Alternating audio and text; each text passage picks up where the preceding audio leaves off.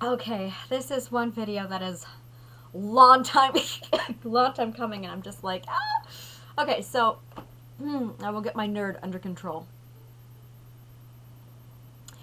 I recently finished up the first Doctor, performed by William Hartnell. I can honestly say that I'm going to miss this Doctor, and I'm not really. I'm really struggling saying goodbye. But of course, it's good practice because I've got like 10 more to go. Um, wow. I'm trying to summarize the whole, because it was 3 seasons. It was seasons 1, 2, and 3. Um, as expected with a pilot, I'm a huge TV on DVD person. I mean, I love TV on DVD. When they started doing this, I just went, oh man, it's about time, and I ate it all up. I currently own more than 12 TV on DVDs. If I like the show, I buy it, and then I watch it there. So I'm thrilled. Yes, I'm behind in the times. I'm always a year behind, which stinks. Although for The Walking Dead, I'm right on time because I am so obsessed with Walking Dead that I actually purchased the subscription through Amazon, so I get to watch it within 24 hours after it airs. 12 technically, because it goes live on Sunday nights. So I have it by Monday morning. So every Monday morning, once the show starts back up on the 14th of February, I'm going to be able to resume and watching. So Walking Dead, I'm up to date, but like Big Bang Theory, I currently own all the seasons, but I don't have any access. I mean, I'm not. I don't believe in buying television just to watch it once. If I'm going to buy something, I'm going to buy it and actually watch it and keep it.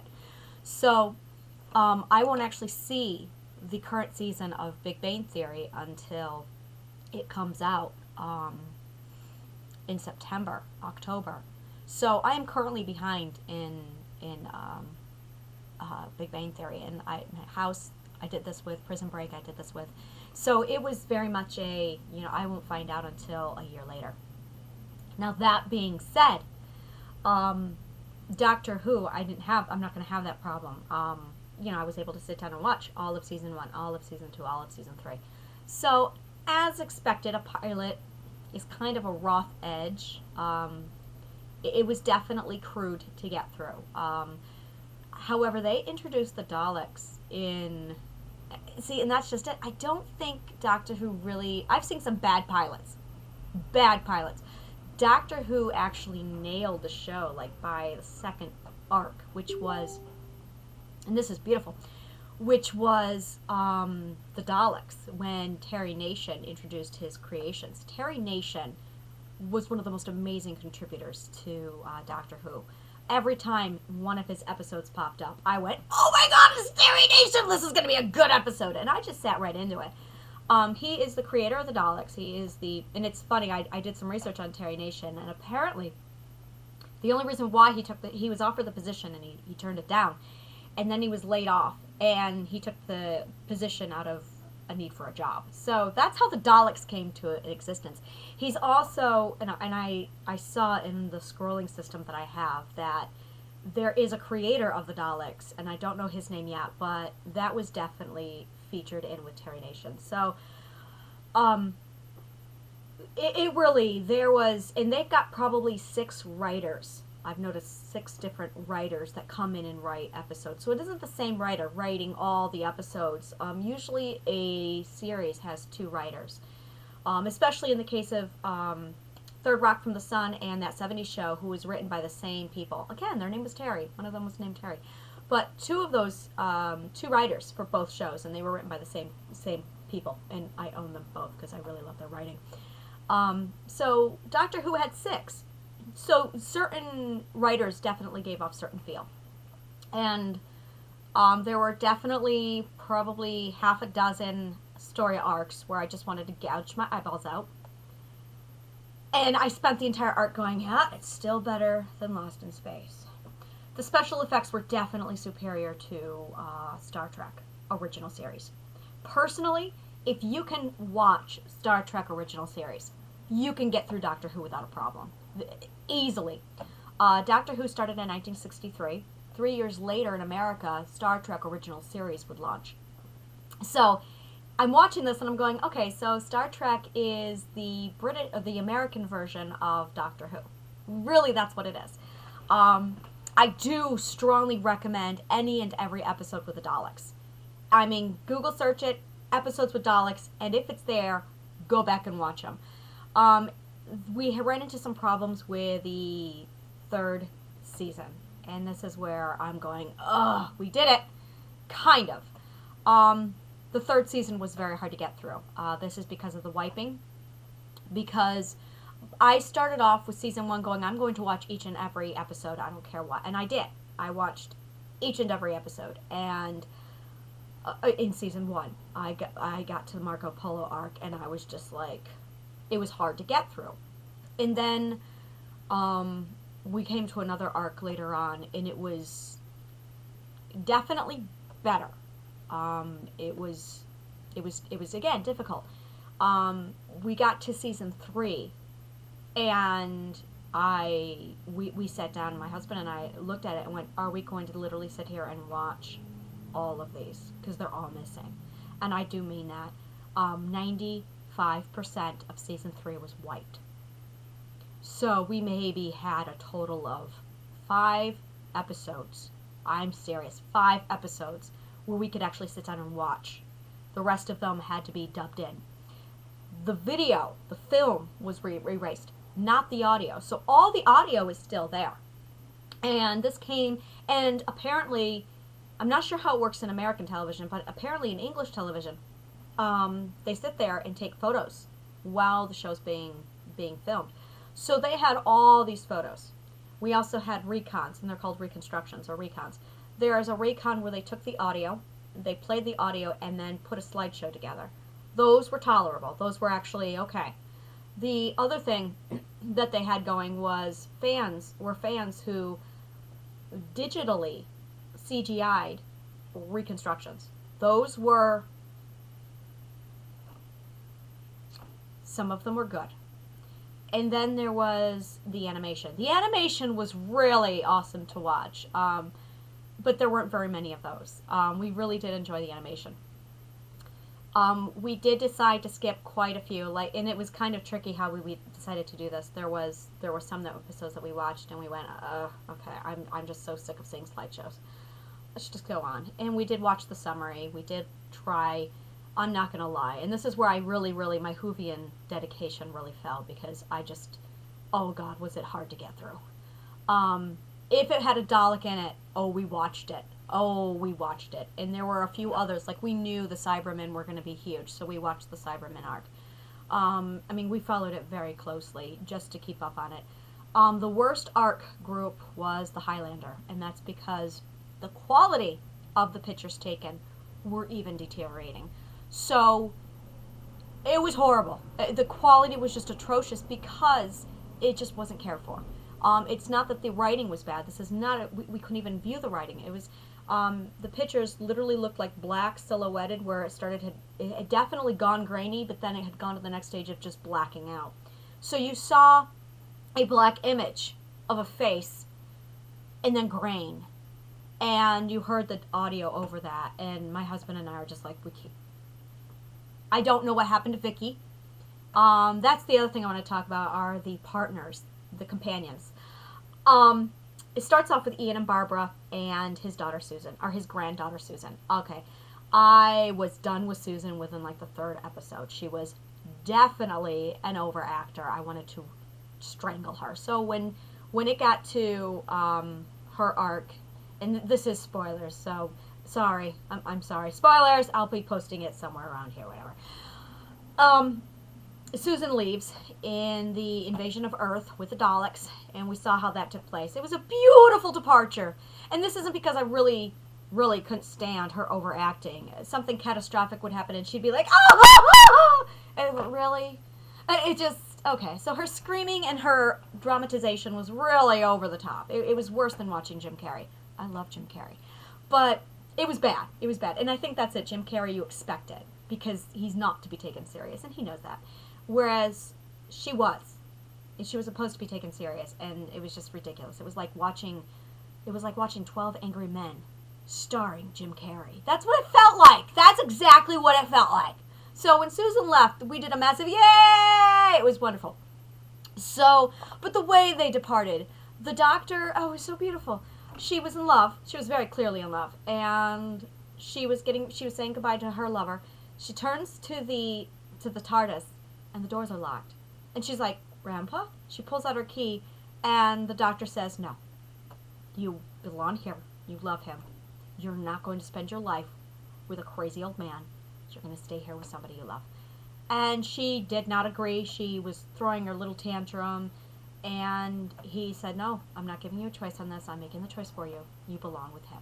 You said you wanted to sit down roots. You wanted to belong somewhere. This is where you belong. And he left. He stranded her. But afterwards you saw her like, this is the right thing. So that was just very sweet. I fell in love with William Hartnell. He was an amazing actor. Absolutely adored his portrayal of the Doctor. He was just, oh, he had an obtuse, uncouth, tactless thing about him that was just lovable. And I already miss his lapels, his lapels, and I miss his little nuances. So we got through season 3, and we had 2 arcs left of season 4 that featured William Hartnell, and I absolutely said no. And this is the other thing. They changed partners, so there's Ian and Barbara, and I loved, it's funny because there was definitely an evolution. I started off hating Barbara. Barbara was idiotically making choices that I'm just like, what are you doing? That's just foolish of you to do. She was constantly trying to shape things. She was constantly trying to run off and change things. With the Aztec story arc, she literally landed in the Aztec era and made up her mind that she was going to completely change their culture, which I wanted to slap her. And she's a history teacher. So the prime directive, Barbara! So after that, I think they realized how much they messed up, and they pulled back, and they left it alone. And I think that really, I think that really did a lot, because they did pull her back. And she walked away from that, having learned her lesson, and she left it alone. So I think that was really, really good that they pulled that off with Barbara. I'm very, very happy that they took that approach with Barbara. After that, her character was phenomenal. They went to Rome, and they met Nero. Wonderful arc. Strongly recommend you watch that one. Beautiful arc. Oh, so exciting. So Barbara definitely went through an evolution, and then I just loved Ian and Barbara. When they finally make it back, again, spoiler alert, they finally make it back to England. They're 2 years off, because they left in 63. It's 65 when they get back. How are we going to explain where they've been for 2 years? So I was really sad to see them go. By then, they had picked up Vicky. Vicky almost immediately replaced Susan. So they had Vicky, Ian, and Barbara, and then it was Vicky and the Doctor. I'm going to be honest with you. Because of the deterioration, I was not able to see what happened to Vicky. I have no idea what happened to Vicky. Vicky, I really grew to like Vicky right away. She's very lovable, wonderful character. And I miss her. Then they brought in, excuse me, they brought in, I didn't even know, Steven. And I didn't like Steven. I still don't like Steven. When Steven came in, I went, ah. When Steven stayed, I went, ah. And when Steven left, I went, yay! I don't even remember how Steven left. That was another episode where, and this is where I think the episodes really started to get problematic, because they changed companions too much. Ian and Barbara were there for so long, like all of season 1, that it was just like, yay! So season 2, they left. So there was time to develop affection for these 2 characters. There was time enough for them to develop the characters, correct the errors they were making, and then help you fall in love with them. So when you were sad to see them go. Same thing with Vicky. Vicky, there was no error. She came in, we loved her right away, and she wasn't there for very long. She left, and it's like, oh! Because at this point, you're expecting her to stick around as long as Ian and Barbara stick around. So it goes from Susan, Vicky, Ian, and Barbara, and then you have Steven come in. Now we've got Jaime, which is Jamie, but he's Irish. He's Scottish. He's from the Highlands of Scotland. So, and his name is pronounced Jaime. And I like his character. I very much like his character. I love his turtleneck that he walks around wearing with a kilt. Yeah, okay. So, I like Jamie a lot. And He's stuck around enough that we're very fond of him. Um, but I don't know how they picked him up. And I think they traded him out for Steven. There was another woman called Dee Dee? Dodo. I remember because I Dodo Bird. Yeah, her name is Dodo. Hated Dodo, loathed Dodo. They got rid of Dodo, and I was thrilled. So Dodo and Steven were just like, get them away. So honestly, my biggest problem with the companions is after Ian and Barbara, they definitely changed them out way too much. Way too much. That got frustrating because it felt like The Walking Dead. You attach yourself to characters and then they're ripped away so much that you go, should I even care about this person? Because I know they're going to die off. That's where you are. And with Hollywood, with story, with any kind of story, you have to really keep a character with you. And they have to have either a very strong, likable feature about them that you can relate to, very relatable, or you have to have them stick around for a while. Or you're just not going to attach yourselves. Perfect example of this, Lemony Snicket's Count Olaf. Holy crap. And here's Peach. Everyone say hi, Peach. Come on, Peach. Count Olaf was from book 1 to book 13. So that when the ending came, I'm not going to spoil it. How am I not going to spoil it? Let's just say by book 12, by book 11, I was fond of Count Olaf. As creepy and seriously demented as that is, I actually cared about Count Olaf because I had known him for so long. Not in the same fuzzy way that Voldemort made me feel. It's funny because I remember the very moment that I really grew fond of Count Olaf is when a bigger, badder villain came along, and I looked at that bigger, badder villain, and I saw how Count Olaf responded to him, and it shook him up. And I went, oh, he does have a weakness. So I think it's just amazing, and I saw that definitely in Doctor Who, where you've got these characters who kept coming and going, and you just didn't have enough time to grow fond of them, and when you did, it was because their character was that likable. The episode where they bring in Polly, and I cannot remember his name. I want to say Jeff, but that's not it. So they get rid of one of the characters. I think it was Vic. No, it wasn't Vicky. Dodo. I really can't remember.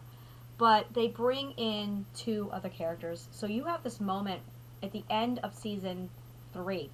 Yes, the very end of season 3, where by this time you can't keep track of the companions because the number of missing episodes was very difficult to even get to know the characters. That was also another problem with this. So you have the Doctor come in, end of season 3, you have the companions leave at the end of season 3. So you see the Doctor in the season finale of 2, board the TARDIS, and you're going, so the Doctor's alone. And by now, it is very clear, and this is where you need to go back into 63. The Doctor has a severe issue with being left alone. He does not like it. He is terrified of it. And it's interesting because there's a little bit of snippets from 2005 and on that I've seen where the Doctor he's accepted it. And he's like, I'm alone. I'm going to be alone. So here I am in 63, watching Dr. 1, William Hartnell, go, I'm going to be alone. And it's moving. It's really powerful. So he's had a couple moments already where he's been like, fine, go. Anytime one of the companions talks about leaving, he gets very hostile. He gets mean, aggressive. Fine, just leave. So there's very clear, this is a man who does not cope with being alone. And finally, at the end of season 3, he comes to terms with it. Not comes to terms with it, but he's like, okay, I'm alone. And he gets really nasty, and he boards the TARDIS, closes the door. And Polly and, I cannot remember his name, I'm going to call him Jeff because I can't remember, but Polly and Jeff come to the TARDIS to say, so-and-so isn't one of the companions isn't coming with you, and that's when he realizes he's on his own and he leaves. So they're standing there holding the second key to the TARDIS, and they're like, well, we forgot to give him back the key. So they unlock the TARDIS, they enter the TARDIS, and the TARDIS goes. And that is how season 2 ends. With Polly, with 2 stowaways. Stowaways! The Doctor has no idea they're there. So we get to see this episode. This episode is in existence. So you get to see the next episode, which is episode 1, season 3. Or I'm sorry, season 4. Episode 1, season 4. And it's gone. And I'm going, wait. All of it's gone. So there's like nothing. We have 8 episodes, 2 story arcs coming in. And this is where you see the doctor find stowaways. You see the doctor realize that he's taken 2 people out of this time period without realizing that they're there with him. You see the doctor regenerate. It's all gone. All gone! So I'm like, we have to watch this. I don't care what slides we're watching. We've got to watch this. So, sure enough, there is that moment where he realizes that they're there, and that was what irritated me about Stephen is, and this was really Stephen. They told him, you are in a time machine, and he said, no, I'm not. They go back to 10th century Northumbria.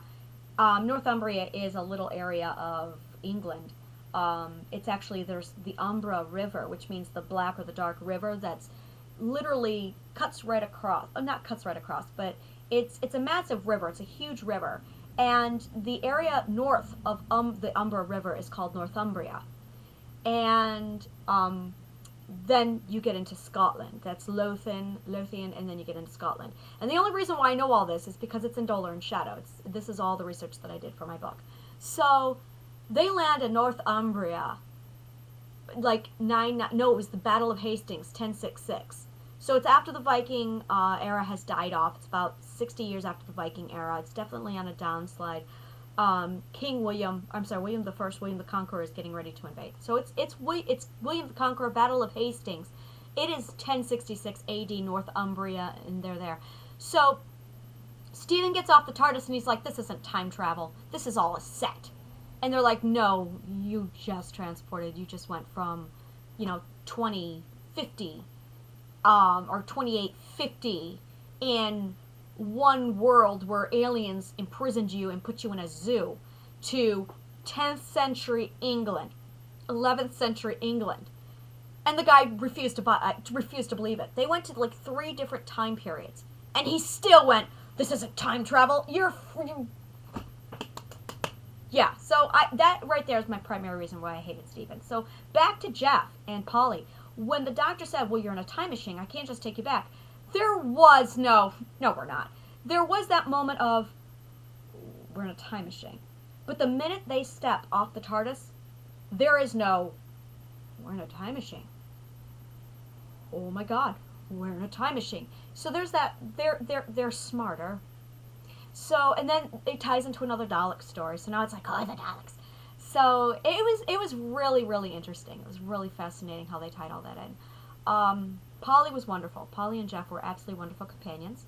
Again, then you get into the Highlander, and you're not sure how they picked up the Highlander, Jamie. But then Polly and Jeff depart. You get to see that arc. And then it's just Jamie and the Doctor. So, and that's where I am now, is Jamie and the Doctor. There's something else. No, it was Polly and Jeff. And it was before they picked up Jamie that the 3rd Doctor made his thing. So they had Polly and Jeff for 2 full arcs, 8 episodes. And then the 2nd Doctor came in. And I have got to stop here to go over what I think about the 2nd Doctor.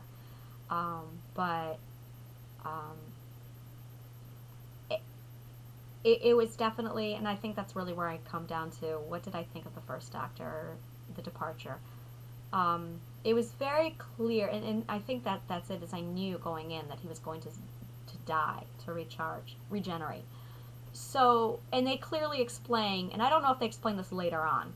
They must, because there's a gap between the 80s and 2005. So they must explain it in 2005 that it's a tool of the TARDIS to regenerate the Doctor. But you see William Hartnell slowing down. You see him, he's got a fever, he's sick. He's definitely, his body has reached its end. So you know the regeneration is coming. So it's no surprise. And we watched the scene where the Doctor regenerates 5 times. We just sat there and rewatched it. Because this is, again, another episode that got wiped. So it was the second doctor was so eccentric. That's the word. Was so eccentric that we haven't had a moment to go, oh, the first doctor's gone. Because the second one is going, second doctor is, yeah. So I'm going to end it here before I start into the second doctor. And I'm just, like I said, my brain is just like, I do miss William Hartnell and his lapel. I do miss his voice. I very much do miss his, I just miss him. I do. So, this is me officially saying, goodbye, doctor.